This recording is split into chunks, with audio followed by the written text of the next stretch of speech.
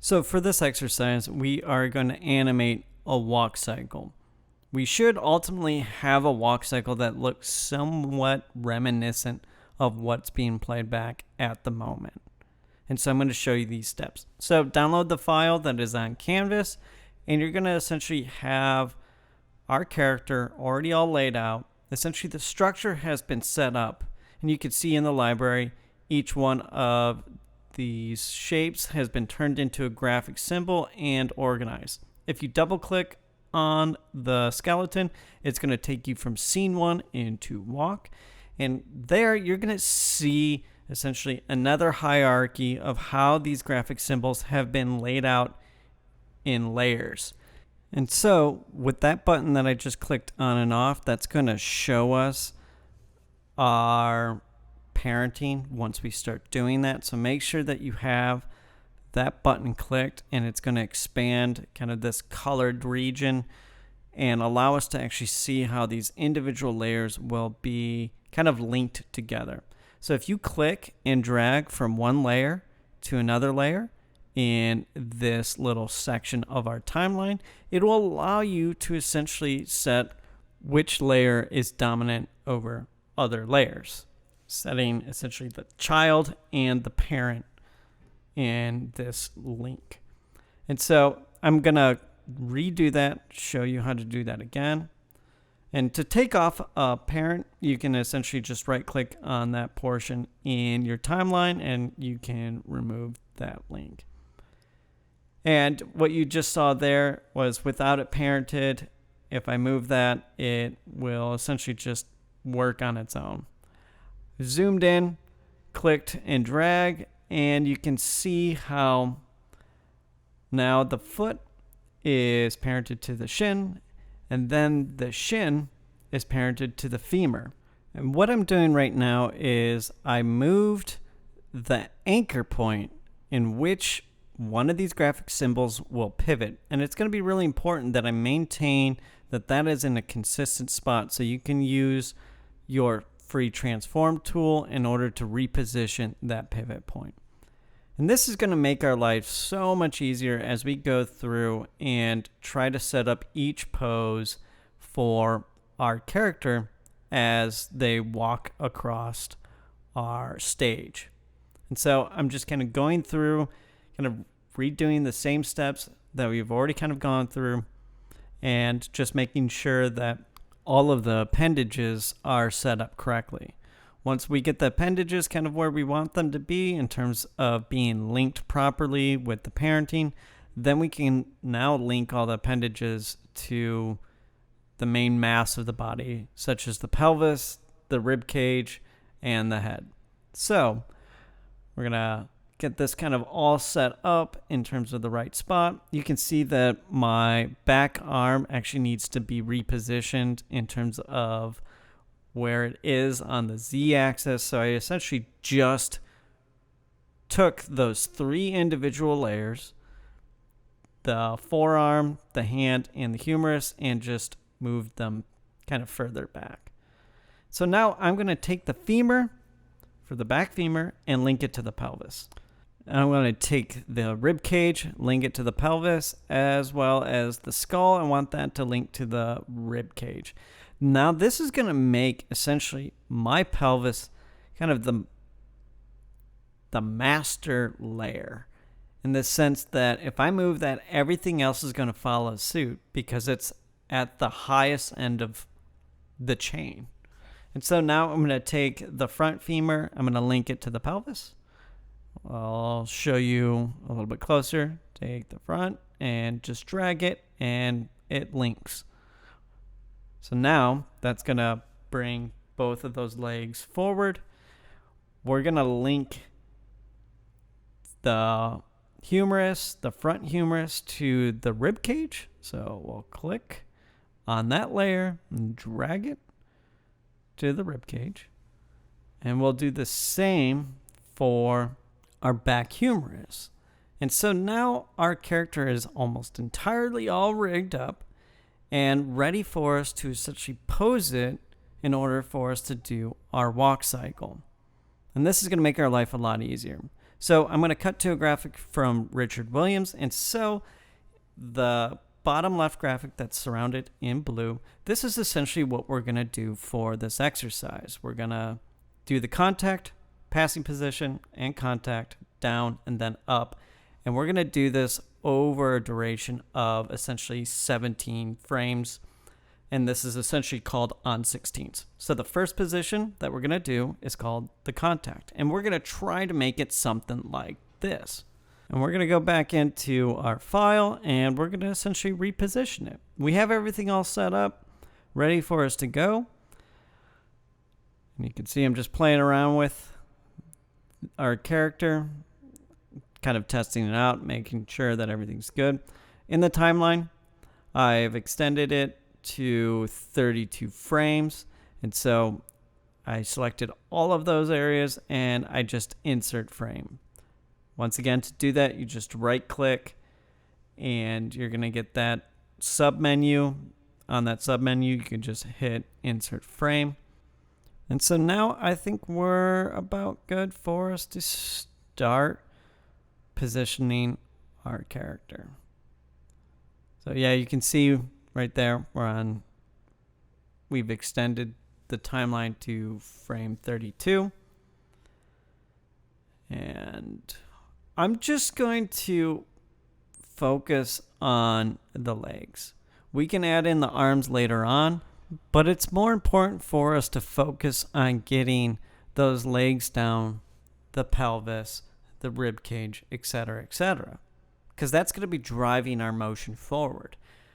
And we want to kind of isolate our problems one at a time, especially as we're exploring a more complicated subject for us to kind of animate.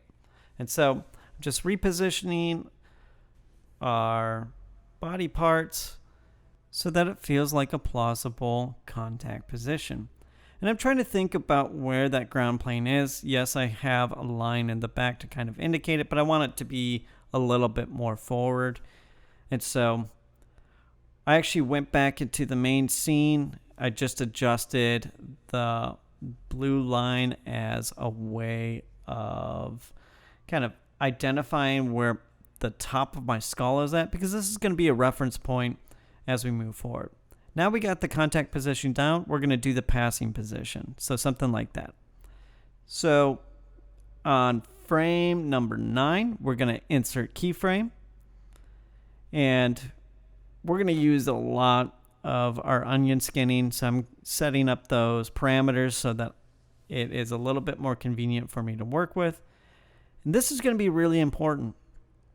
As I reposition our character design, I want to make sure that that heel stays steady. The passing position, the foot is fully making contact with the ground surface, and it needs to appear as if it is holding firm in that position, because it's essentially holding all of the weight as our character is moving forward. We do not want it to slide around. And so making sure that your heel is in approximately the same spot is going to be really critical, because you don't want it to look like it's sliding around or stuttering. And so I'm just moving our character around. We want to make sure that we're also maintaining clean silhouettes. So I'm repositioning this leg so that way the knee is a little bit more forward, so that way we can clearly read that it's transitioning past the other leg that is supporting the body. And so that doesn't seem too bad. I think I'm going to maybe tweak it a little bit more. The main thing is that foot is firmly planted. As you can see, I just moved the femur bone just a little bit more in order for that silhouette to maybe just be a little bit stronger. Because if our silhouettes don't read in this, at this point in our animation process, well, we're going to be in for a world of hurt as we move forward.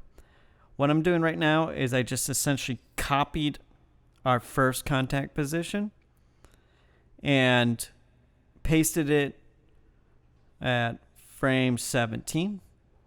And what this is going to do is this is going to be the start of the second half of our loop.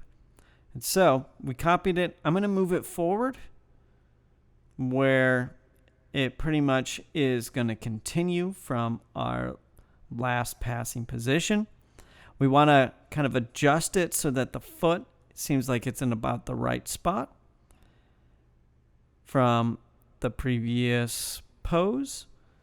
And one thing that is a little weird about the way Adobe Animate operates is after I pasted that new pose, well, it added in all these other unnecessary keyframes. So I just went through, deleted them, and now I'm going to insert keyframe so that it's kind of in the relative position. And the reason I'm doing this, and this is a little convoluted, but it helps us out a lot. You could get away with not doing this, but by making a keyframe on frame 18, what I now have is a guide that I can use to essentially flip-flop the back leg for the front leg. And see, I'm extending our onion skinning. And so now I can see where the back leg needs to, how it needs to be repositioned. And then I can now adjust the front leg so it looks like the outline from the keyframe that is set on frame 18. Now, I think that this is getting a little bit closer to what I want. Might have to tweak this just a little bit more. As you can see that it needs to kind of come back a little bit further so that way it looks like the ball of the foot is consistent with our last passing position. So that way it seems like our character is actually moving forward correctly. Just tweaking this. Unfortunately, this is animation. It's a lot of refinement, especially in the early stages of learning this particular discipline. It's going to take some time and a little bit of fidgeting. So let's play that through. As you can see, that doesn't feel too bad. We just have essentially two unique drawings or poses: the contact, the passing, and then our secondary contact. And this is where we essentially just flip-flopped the front and the back leg positions. So that way our cycle starts all over again. And these are critical. If we don't get these down correctly, well, then everything else will kind of fall flat or fail entirely. And so it's important for us to take kind of extra care with these main poses. Now what we're going to do is I'm going to take this last set of keyframes on frame 18 and we're going to essentially slide it all the way to kind of the end of our timeline. And this is going to be essentially the start of the next iteration of our loop. Technically, we'll end up pushing this to frame 33, but for the moment, I put it at frame 32. And you can see right there, I forgot to actually drag all of them. And if you do that, well, it makes it a little wonky. And so make sure that you select all of those different layers and drag all of the keyframes kind of uniformly for this to work. So what I'm going to do now is do the exact same thing. I'm going to copy our passing position. I'm going to put this on frame 25. And at frame 26, I'm going to insert another keyframe. But I actually forgot I need to move this first to the end of my last contact position for this to work. So I'm going to move it. I'm going to ultimately delete our set of keyframes on frame 26 and make some new keyframes so they're in the right position. Once again, this is all just done for me to kind of flip-flop the front and back leg so that they're consistent with our character's passing positions. So turn things off as needed. This will make your life a lot easier. So that way you can kind of focus on one problem at a time, because you have a lot to kind of deal with. Once again, this is why we're not really dealing with the arms at this point. That doesn't feel too bad. Once again, this is all kind of sped up just for your convenience. We're moving that last contact position, which will restart our loop. And at the moment, that doesn't seem too bad. I'm going to extend our loop so we can kind of see. And we're starting to animate. We're starting to animate a walk cycle. And this isn't perfect, but I think it's good enough for us to start moving forward.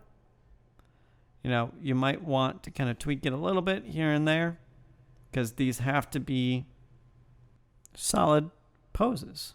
If they're not solid, then everything else will fall flat, like I've already said. And you'll hear me kind of reiterate that throughout the semester. I'll sound like a broken record, but I think it's really important. So I'm just kind of tweaking it, constantly scrubbing through our timeline, and just making sure that this feels right in terms of the general poses and the movement for the character. So did a little playback, tweaking it. And my playback is actually only continuing to frame 32, even though I have a set of keyframes on 33. And as we move forward, I'll show you why that's the case. I'm kind of bringing the arms back just momentarily. This will kind of help us out later on if we do choose to really focus on the arms, because I don't want to go too far into the animation process and then have to kind of adjust all of them completely from a position where the arms are hanging down. At the moment, I'm double clicking on the graphic symbol for our hand, and I'm just flipping it horizontally so that the thumb is actually facing inward, because I want the hands to kind of be dangling. It's not necessary, but I think it adds a little bit of plausibility to our character as it's moving forward. So that seems close to what I want. Maybe I might separate the hand a little bit so that it's a little bit cleaner of a silhouette. Just tweaking this, playing around with it to see what feels right. Gonna do the same thing here. And since I've already changed the graphic symbol once for flipping the orientation of the hand to be in reverse so that the thumb is facing inward, I don't have to do that again because it completely changed it and saved it. So just doing this really quickly, playing through. And now, after I felt like the back arm seemed decent, just going through and tweaking the front. So let's play this back, see if it needs anything. He's a zombie, and that's fine. So we're going to play this through. Going to make sure that things all feel hunky-dory. And once we get this kind of settled, then we can start going through and doing our next set of poses. So at the moment, I'm just using the period on my keyboard to kind of cycle through things, or the greater than less than symbols on the keyboard, and that will essentially allow me to kind of cycle through each frame to kind of hyper-analyze it. So now we're down to the down position, and this is going to be really important. This is our next pose in our process. So on, I think it's frame 5, go through, add a keyframe. We'll eventually add in our up position on frame 13. So I just went ahead and added some set of keyframes there. So for the down position, well, the pelvis should be down. I will kind of acknowledge that I probably should have set this up slightly different when I did this recorded demonstration, because I feel like I could have exaggerated both the down and the up position quite a bit more in order to kind of clearly illustrate these distinctions. So just one note about that. So let's get this down position in place. We'll play it back, see how it feels. Seems a little stiff, so we can kind of tweak that later. But now we're going to go to the up position. And so on frame 13, we are going to kind of reposition our model, and we will adjust it accordingly. We want to make sure that the ball of the foot, once again, is consistent. If that is sliding around, it does not feel believable anymore. We're not after naturalistic movement, but we're after believable movement. There's a difference there. And so this doesn't feel too bad. In truth, once I get further down the line on this particular walk cycle, I kind of realized that I made a goof. I should have kept the foot kind of planted on the ground firmly for a little bit longer. I think it's rolling just a little too much, but that is one minor critique that I have of this walk cycle. So the playback already doesn't look too bad. After each pose, you must start playing it back in order to see how things are working, because if they're not, well, then you need to make a correction soon. Actually, not soon. You need to make that correction immediately, because you don't want to essentially put in all these arbitrary poses, start playing it back, and you're like, okay, something's off, but you have no idea which pose is making the movement feel awkward. So always go through and analyze those individual poses. So what I'm doing right now is pretty much exactly what we did for both the contact and the passing position. I duplicated it on the first half of our cycle, posted it on the second half of the cycle, but now I have to flip-flop the legs. And so you have to do that kind of convoluted thing of essentially pasting it in place and then repositioning the pose, and then kind of setting another set of keyframes immediately after as just a guide for when you flip-flop those legs using the onion skinning.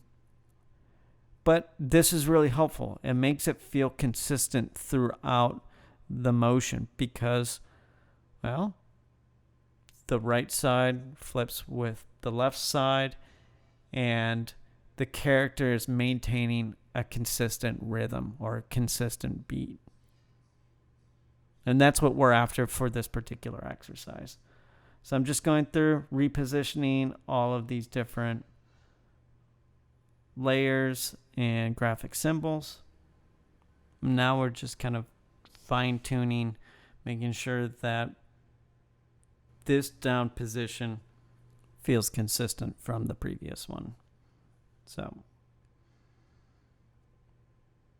scrubbing the timeline, kind of repeatedly, playing it back. And that does not seem so bad. So now I'm going to go through, just going to tweak it a little bit, play back, add in the arms for these kind of new down and up positions. And now I have the video kind of playing back really fast because there's just a lot of fine tuning as I'm kind of going through this process. I just want to make it better. So just kind of micro adjustments pretty consistently throughout this process. And we're not dealing with any tweens in this particular example. It is possible to use tweens, specifically classic tweens, in this manner, and we can potentially explore that later on. But I feel like this allows us to have kind of the utmost control in making our movement kind of adhere to some of these core principles that we've talked this semester. And so we're doing pose to pose for this animation, starting with the contact position, the passing position, subdivide that equally in half, go to our down position, then our up position. Then we're going to essentially subdivide in between each one of those equally in order to make it feel more fluid. So at this moment, we're actually going back into our main scene.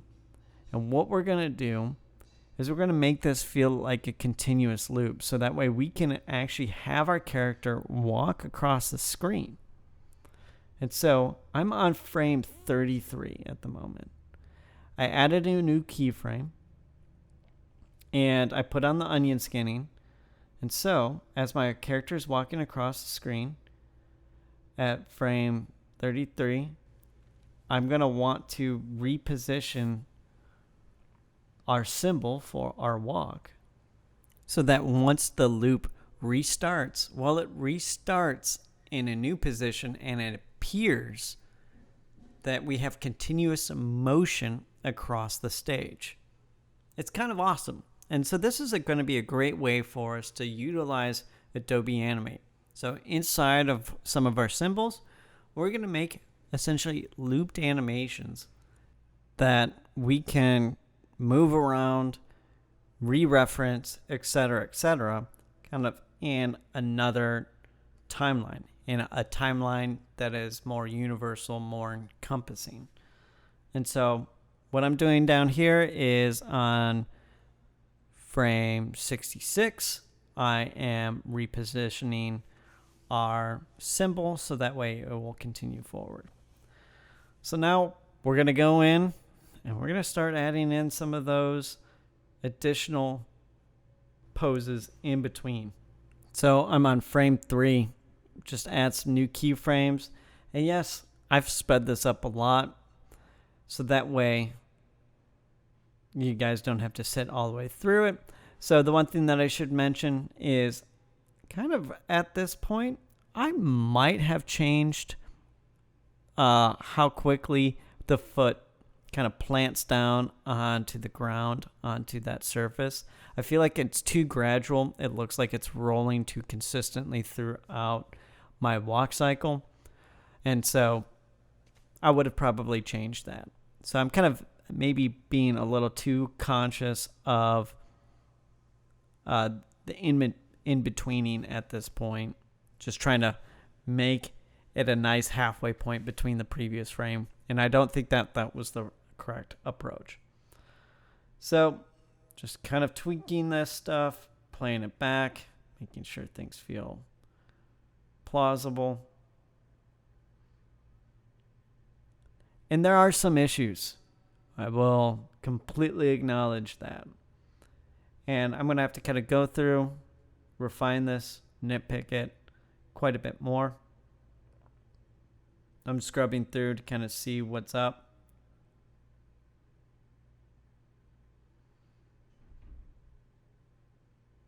And what I'm kind of noticing is when the foot makes contact right here, well, it kind of seems like it stays too static for too long.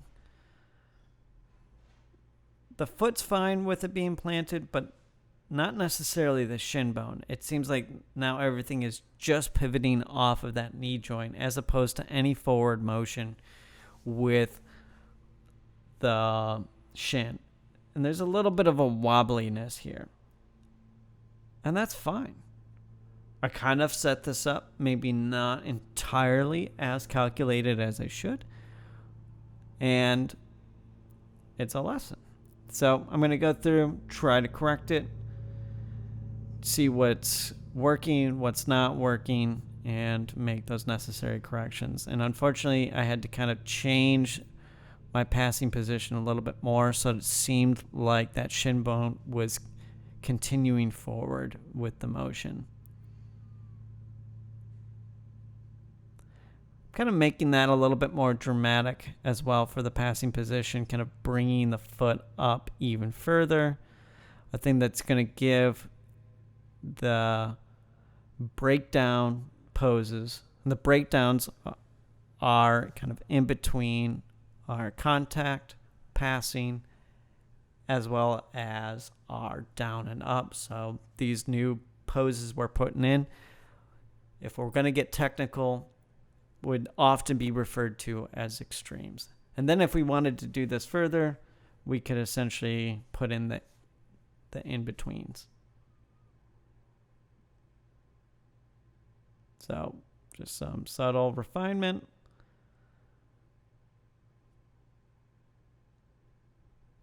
Once again, as I said, probably trying to roll that foot maybe a little bit too much. Should probably be planted just a bit more. So I'm just scrubbing through, seeing how this stuff is playing out.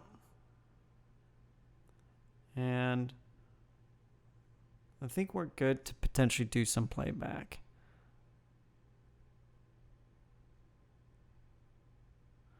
And this is starting to come together,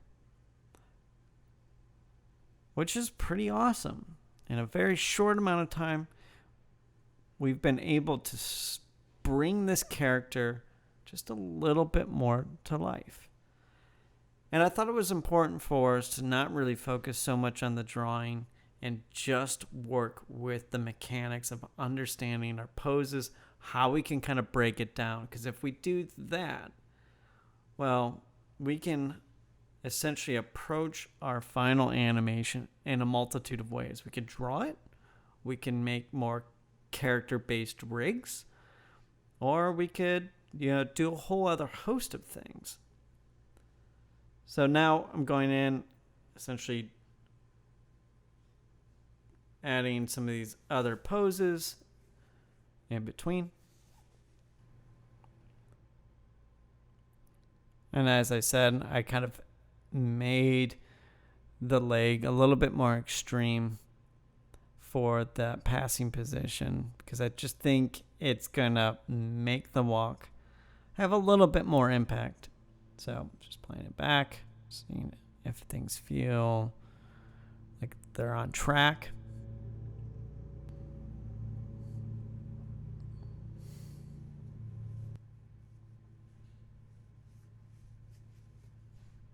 And so now we're going to go back through and kind of just refine.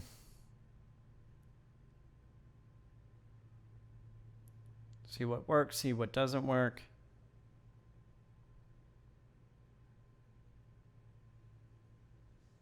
Now the way that leg is just kind of really making contact, it has a long distance spatially on our canvas from going from the high point down to making contact with that ground plane. And so it's going to hit just a little bit harder. And we haven't really taken advantage of squash and stretch in this instance. And that's something that we've kind of completely neglected. And you're seeing now how much we can kind of do with just a basic walk cycle.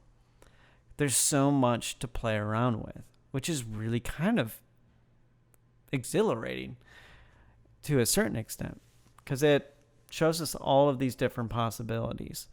And we're just trying to get the real core basic mechanics for this motion down. Constantly subdividing it, moving forward, just tweaking. Something with that foot doesn't quite seem right to me in truth, but I think it's decent enough at the moment. It's really easy to be hypercritical when it comes to animation, and I think that that's a important thing to have because as you're going to play it back, you're going to notice where some things are working and where some other things are not working. And at this point, I'm pretty much just going through and polishing it up. there's nothing really new under the sun that I'm going through. The main dilemma with this particular exercise was setting up the layer parenting, making sure that all the layers are kind of appropriately organized, not only in your library as well as in the timeline window. Once those are layered kind of correctly, then we can start kind of chiseling out our poses. So starting with our contact position, going with our passing position, then between the first contact and passing, we put in our down position, and then after the passing position, we put in the up pose. Once we can get those down, well, then it becomes a little bit easier for us to essentially subdivide it further and put something that's more or less an in-between. Because we've done a lot of the legwork, a lot of the critical analysis with those 4 initial poses.